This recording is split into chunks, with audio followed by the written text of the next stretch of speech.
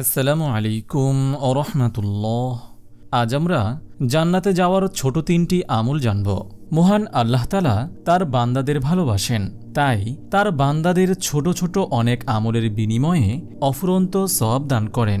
মুমিনের কয়েক সেকেন্ডের আমলের বিনিময়ে তিনি তাদের জন্য জান্নাতকে সাজিয়ে তোলেন।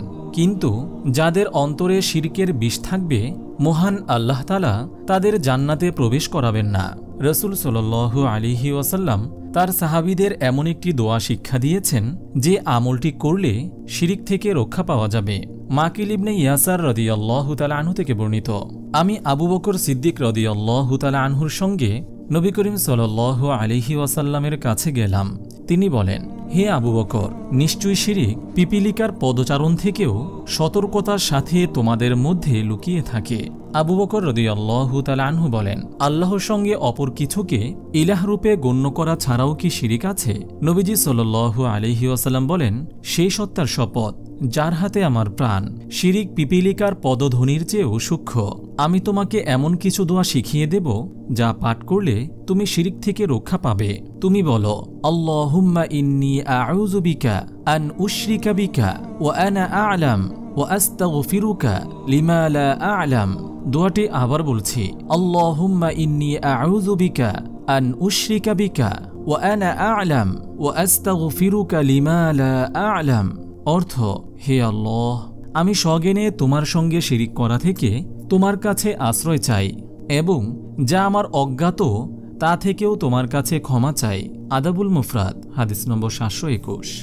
নম্বর 2, জায়েদ রাদিয়াল্লাহু তাআলা আনহু থেকে বর্ণিত, তিনি নবীজি সাল্লাল্লাহু আলাইহি ওয়াসাল্লামকে বলতে শুনেছেন, যে লোক এই দোয়াটি পড়ে তাকে ক্ষমা করে দেওয়া হয়, যদিও সে রণক্ষেত্র থেকে পালায়ন করে থাকে। দোয়াটি হল, আস্তাগফিরুল্লাহাল আযীম আল্লাযী লা ইলাহা ইল্লা হুয়াল হাইয়ুল কাইয়্যুম ওয়া আতুবু ইলাইহি। দোয়াটি আবার বলছি, আস্তাগফিরুল্লাহাল আযীম আল্লাযী লা ইলাহা ইল্লা হুয়াল হাইয়ুল কাইয়্যুম ওয়া আতুবু ইলাইহি। অর্থ, আল্লাহ তাআলার কাছে আমি ক্ষমা চাই, যিনি ছাড়া কোনো মাবুদ নেই, যিনি চিরজীব চিরস্থায়ী, এবং আমি তার কাছে তওবা করি। তিরমিজি, হাদিস নম্বর 3577। নম্বর 3, আবু উমামা রাদিয়াল্লাহু তাআলা আনহু থেকে বর্ণিত, রাসূল সাল্লাল্লাহু আলাইহি ওয়াসাল্লাম ইরশাদ করেছেন, যে ব্যক্তি প্রতি ফরজ নামাজের পর আয়াতুল কুরসি পড়বে তাকে মৃত্যু ছাড়া আর কোনো কিছু জান্নাতে যেতে বাধা দিতে পারবে না। তাবরানী, হাদিস নম্বর 5532। সুবহানাল্লাহ। এভাবেই মহান আল্লাহ তাআলা তার বান্দাদের পাপ মুক্ত করে জান্নাতে প্রবেশ করানোর জন্য অবারিত সুযোগ রেখে দিয়েছেন। আমাদের দায়িত্ব সেগুলো লুফে নেওয়া। আল্লাহ তাআলা আমাদের সবাইকে তৌফিক দান করুন, আমিন। আপনি যদি এরকম ভিডিও আরও পেতে চান তাহলে এই চ্যানেলটি সাবস্ক্রাইব করে পাশে রাখা বেল আইকনটি অন করে দিন।